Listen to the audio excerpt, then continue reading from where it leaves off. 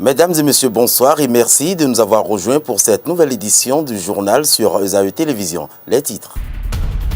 Sous le thème « Mobiliser l'opinion nationale sur la lutte contre la corruption et contre l'impunité pour un développement durable au Bénin », la 11e édition de la Journée nationale de lutte contre la corruption et contre l'impunité a été commémorée ce jour à la salle de conférence de la Direction générale des impôts et domaines d'Égide. 8e conférence de la CIRCAF. Nous écouterons leur présidence, conférence de presse et enfin la session ordinaire du Conseil national de l'Association nationale des communes du Bénin CBC, tenue ce jour à l'Infosec de Cotonou. Bonsoir à nouveau, 11e édition de la célébration de la Journée nationale de lutte contre la corruption. L'ambassade des États-Unis près le Bénin, en partenariat avec le Fonds national de lutte contre la corruption FONAC et le ministère de la Justice, mobilise l'opinion nationale sur la lutte contre la corruption. Reportage. L'ambassade des États-Unis près le Bénin, en partenariat avec le Fonds national de lutte contre la corruption FONAC et le ministère de la Justice, célèbre ce jeudi 8 décembre à la salle de conférence de la Direction générale des impôts et domaines d'Égide la Journée nationale de lutte contre la corruption. Sous le thème « Mobiliser l'opinion nationale sur la lutte contre la corruption et contre l'impunité pour un développement durable au Bénin », cette 11e édition permettra de réduire l'ampleur de ce phénomène à multiples facettes, à défaut de l'éradiquer complètement. Souvenez-vous, mesdames et messieurs, le FONAC a soulevé des dossiers sur la corruption au niveau de la Société béninoise d'énergie électrique en 2007. Ce dossier, de plus de 5 milliards de francs CFA, se trouve aujourd'hui encore au niveau de la justice, au palais de justice de Cotonou, sans qu'on ne puisse avoir les résultats. Souvenez-vous, le dossier Sensad, avec tous les problèmes que ça comporte, avec l'implication même d'un certain nombre de membres du gouvernement, dossier envoyé à l'Assemblée pour que la Haute Cour de justice s'en saisisse. Aujourd'hui, les populations béninoises sont toujours en attente de voir la résolution de ce problème. Souvenez-vous, le concours organisé au niveau de la fonction publique en 2012 pour recruter des agents. Le concours 2015 d'entrée à la fonction publique. Le FONAC, pionnier de la lutte contre la corruption au Bénin, met son expérience à profit en participant au programme de l'USAID intitulé Initiative de coopération sécuritaire en Afrique de l'Ouest, WACSI Bénin. Un projet financé par l'Agence américaine de développement international pour 5 ans à un montant de 1 500 000 $ US. La corruption est un phénomène qui touche l'ensemble des sociétés humaines. Un récent sondage conduit par l'Institut de recherche empirique en économie politique du Bénin révèle que seulement 5% des Béninois rapportent les faits de corruption dont ils sont victimes, la plupart du temps par peur de représailles. Par ailleurs, quand on demande aux gens quelle est la meilleure stratégie pour arriver au bout de la corruption, 35% des Béninois disent qu'il n'y a pas moyen d'en finir, que c'est tout simplement au-delà de leur capacité.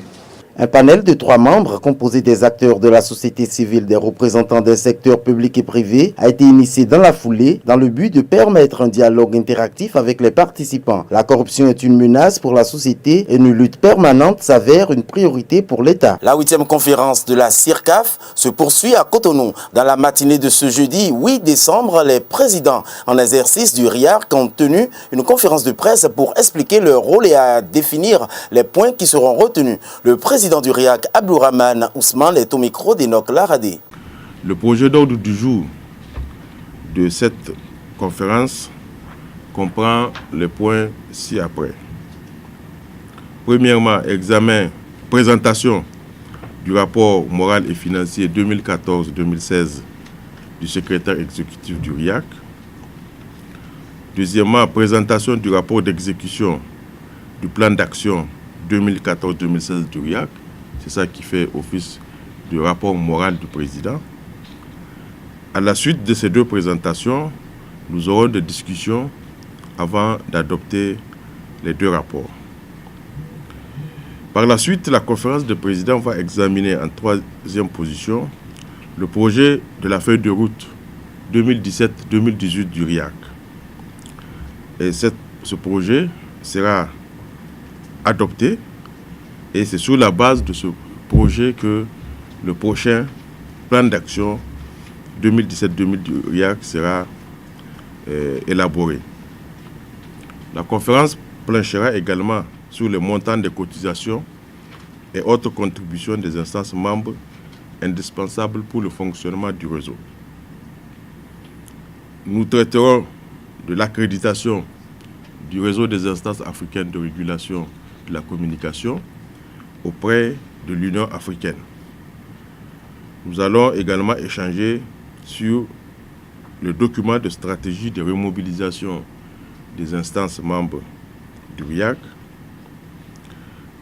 Nous allons examiner donc les nouvelles demandes d'adhésion et enfin nous allons procéder à la désignation de la prochaine présidence et vice-présidence de notre réseau.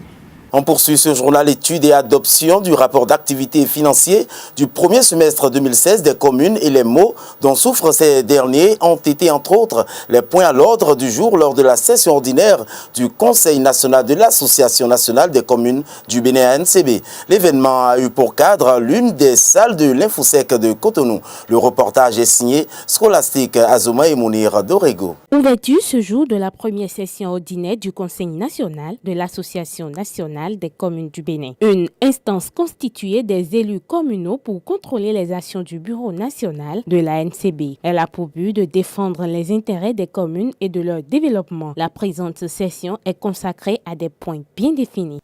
À l'étude et l'amendement du rapport d'activité du premier semestre 2016, à l'examen et l'adoption du rapport financier du premier semestre 2016, à l'adoption de la plateforme revendicative de la NCB, à l'information des membres sur les réformes et partenariats en cours.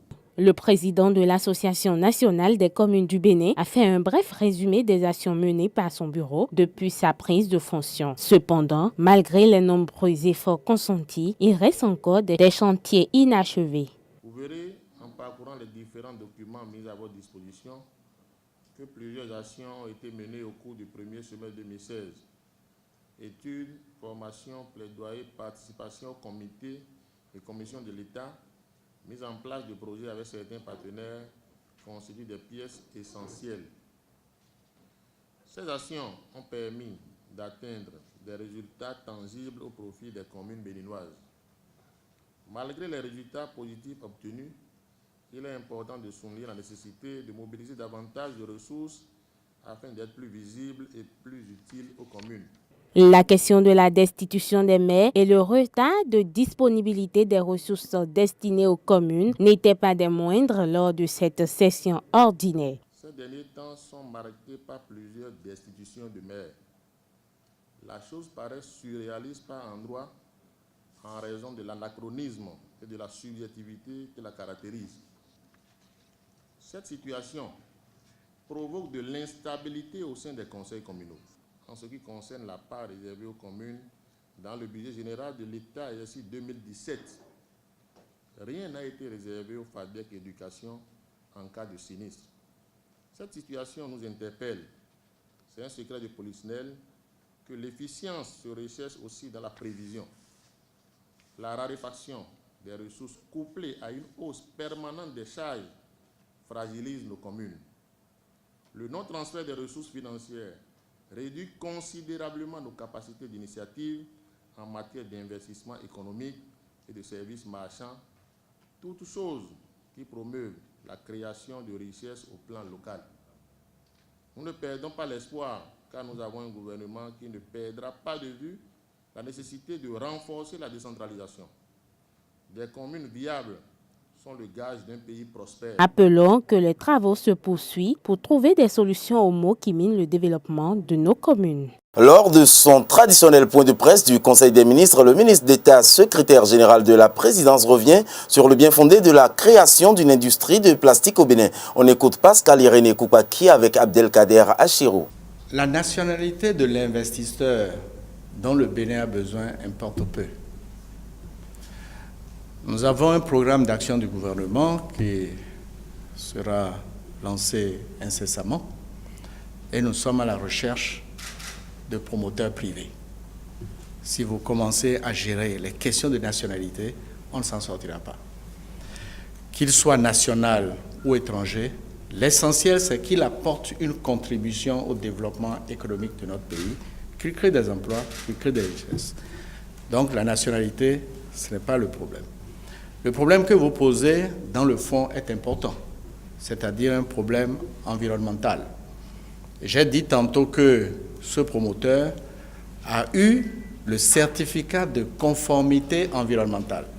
Cela veut dire que l'Agence béninoise de l'environnement a regardé ce dossier, que le comité technique des investissements l'a regardé, que la PIEX a regardé ce dossier, que le ministre du Plan et du Développement, le ministre d'État chargé du Plan et du Développement l'a regardé, le ministre de l'Économie et des Finances aussi, et puis le ministre de l'Industrie, du Commerce et de l'Artisanat.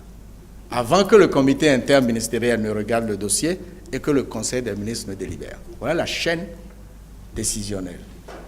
Alors sur cette chaîne, il y a bien des gens qui considèrent que les problèmes environnementaux sont essentiels. Et dans le cas d'espèce, cette unité de production ne produira pas des sachets plastiques. Non. Non. C'est des tuyaux qui sont destinés à la plomberie. C'est certainement des seaux dont les ménages ont besoin, mais surtout pas de sachets plastiques. Le certificat de conformité environnementale a été très clair et le ministre du cadre de vie et du développement durable a rassuré le Conseil sur ce point. Autre question. Merci, Monsieur le ministre. Pouvons-nous savoir quand est-ce que le numéro vert, le 166, est fonctionnel? Bien, j'ai dit tantôt que le Conseil a donné des instructions bien précises et a instruit mes 3 collègues concernés à l'effet d'accomplir les diligences requises à bref délai. Je ne peux pas vous dire que c'est demain, mais on sait où sera implanté le centre d'appel. On a déjà pris les dispositions avec les sociétés de GSM pour bénéficier des avantages dont je vous ai parlé tantôt, à savoir leur contribution. Et donc, c'est un appel qui sera un appel gratuit. Ça, c'est déjà obtenu. Le Conseil a autorisé aujourd'hui le ministre de l'Économie et des Finances à mettre à la disposition du ministre de l'Intérieur et de la Sécurité les ressources nécessaires pour pouvoir mettre au point le centre d'appel et s'assurer surtout de la qualité des installations qui seront mises en place. Il y a un délai raisonnable à l'issue duquel ce sera fonctionnel. Mais le ministre de l'Intérieur et de la Sécurité publique reviendra vers vous pour vous expliquer en détail plus tard comment tout cela va fonctionner. En tout cas, c'est une préoccupation majeure du gouvernement et ceci doit compléter le renforcement des moyens logistiques qui ont été mis en place la semaine dernière. La suspension de cet organe de presse continue de faire couler encre et salive. L'autre Ouinou, président des valeurs républicaines, s'insurge contre cette mesure et évoque dans son intervention la liquidation des sociétés d'État et le retrait de l'agrément de la Socotrac. On écoute le PVR avec Abdelkader Achirou. Si le Parti des valeurs républicaines que nous avons l'honneur de présider a choisi donc de se rapprocher de vous par rapport à un certain nombre de décisions ces derniers temps, c'est parce qu'on s'est vu offusqué, parce que tout ce qui touche aux questions de liberté, je pense que c'est extrêmement grave, n'est-ce pas, pour la démocratie et pour l'image du pays, aux yeux du continent et du monde. Je voudrais faire référence à la récente décision donc, de la HAC qui suspend un certain nombre de télévisions et la radio sur les FM. Je pense que cette décision est une décision liberticide. L'argumentation brandie est une argumentation fallacieuse, puisque quand on parle de ce que ceux qui donc ont reçu l'autorisation d'émettre de DIEFA se sont retrouvés à Cotonou, ceux qui devaient donc émettre, n'est-ce pas, de Parakou se sont retrouvés à Cotonou, pendant que la Déclaration universelle des droits de l'homme, en son article 19, dit que tout citoyen du monde, n'est-ce pas, a le droit de léguer ses affirmations par quelques moyens d'expression que ce soit et sans considération de frontières. Et quand on parle de frontières, de lieux à respecter, dans la mesure où l'État reconnaît leur existence sur le territoire national, ce qui s'est passé là est dramatique. Et donc, nous rendons responsable le gouvernement du Parti Talon parce qu'il y a des faits qui ne trompent pas. Et je prends le cas des étudiants où on a restreint, j'allais dire, leur liberté. Je prends beaucoup de faits. Moi, j'ai voulu faire ma marche à l'Étoile Rouge. Ils m'ont empêché donc de marcher avec mes militants. Vous voyez, aujourd'hui, à cela s'ajoute la récente décision. Et donc, puisque puisque le président de la HAC, n'est-ce pas, répond de l'autorité du président de la République, puisque c'est lui qui nomme le président de la HAC, puisque la Constitution, n'est-ce pas, établit clairement que le président de la HAC ne peut pas être nommé sans, n'est-ce pas, l'aval du chef de l'État. Je pense que c'est le président Talon qui doit donc s'impliquer pour la main levée, n'est-ce pas, de cette décision-là. Et deuxième point, je pense que quand on liquide des autorités d'État, on se lève un matin sans aucune communication, sans prendre l'avis des forces politiques du pays, on prend une décision pour liquider la SONAPRA, par exemple, l'ONASA, je dis, c'est de l'apatridie. Talon Patrice est un apatride, c'est un fait. Pourquoi il ne choisit pas de fermer son SODECO ou l'AIC? Et ces autorités-là, quand même, portent les griffes formelles de Talon Patrice. On choisit de fermer les structures d'État et en faveur de ses propres structures, en violation d'ailleurs, j'allais dire, n'est-ce pas, de l'article 52 de la Constitution. Je ne vous informe pas, la SONAPRA est militarisée, parce que les agents de la maison ne veulent pas, n'est-ce pas, que ce fait-là soit quand même une réalité. Je pense qu'il faut abroger, n'est-ce pas, ces décrets qui font état de ce qu'il faut, n'est-ce pas, et fermer la SONAPRA ou les liquider. Il faut abroger cette décision-là. Dernier point pour me retirer.